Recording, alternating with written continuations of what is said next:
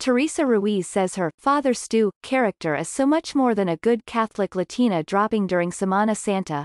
Mark Wahlberg's latest film, Father Stu, tells the true story of an amateur boxer turned priest whose introduction to Catholicism comes via his Latina love interest, Carmen.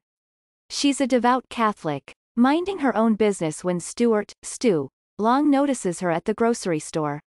She initially turns him down, but he persists, going to and eventually joining her church. Mexican actress Teresa Ruiz, Narcos, Mexico, and The Marksman, spoke to Pop Sugar about playing Carmen, her hopes for Father Stu, and what it reveals about our community.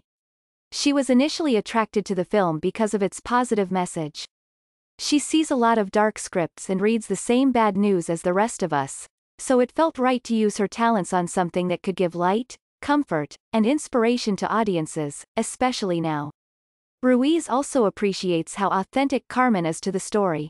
It's not a role that was written so that there would be a Latino in a script, she says.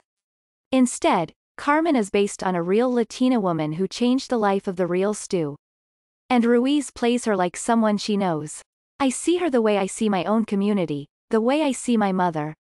We are kind, we are generous, we are hard workers. But we are also very stern, and don't let anyone get away with anything, Ruiz adds, declaring, that's who we are as Mexicans, and Mexican Americans, and I have to agree. I'm sure my fellow Chicanxes know lots of women like Carmen. Maybe we are them, or maybe we're descended from them. And it's nice to see them uplifted in this film via this role, which is the rare combination of imperfect, pious, and sexy. Like so many of our tias but so few Latinas on screen. I don't want to oversell the sexy bit, though. Father Stu is a pretty Catholic film, and you should know that going in. In addition to Wahlberg and Ruiz, Mel Gibson stars, and his current partner, Rosalind Ross, wrote and directed the film. And if that doesn't make it clear how religious it is, know that it's primarily about how one man finds his purpose in the church after drifting aimlessly for most of his life. But as those of us with experience with the Catholic community know, having faith doesn't make you a humorless, obedient saint. Indeed, Father Stu has lots of funny moments, particularly in the first act when our titular hero is trying to transition from boxing to acting. He moves to Los Angeles, thinking his moxie and charm will make it easy for him to become a star. The furthest he gets, though, is a mop commercial. And as Stu finds religion, he doesn't completely transform. He uses his street smarts during his parish duties, connecting with incarcerated men in ways his more sheltered, traditional peers cannot. And he doesn't and cannot pretend that the institution he ascribes to be a part of is perfect. When Stu, now in seminary, is diagnosed with a rare degenerative disease, the Monsignor informs him he cannot be ordained. The church doesn't want to take responsibility for his care.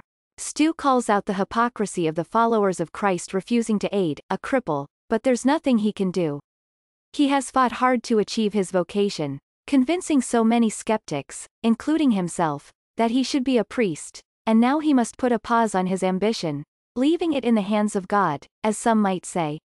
But as the title of the film implies and as is clear from the very beginning, the church changes its tune, and Stu is allowed to serve as a priest until he dies, doing a lot of good along the way. For her part, Ruiz is moved by how the film portrays vocation. It's a loaded term and one she defines as this thing you have in your heart that you're born with. Something that whispers to you what you want to do. Father Stu had such a strong vocation that nobody could take it away, Ruiz says. She wants more of us to be that way. She believes that, if we could listen to that little voice in our hearts and then follow it with faith, then the world could become a place where everyone is happy and doing what they're put on the earth to do.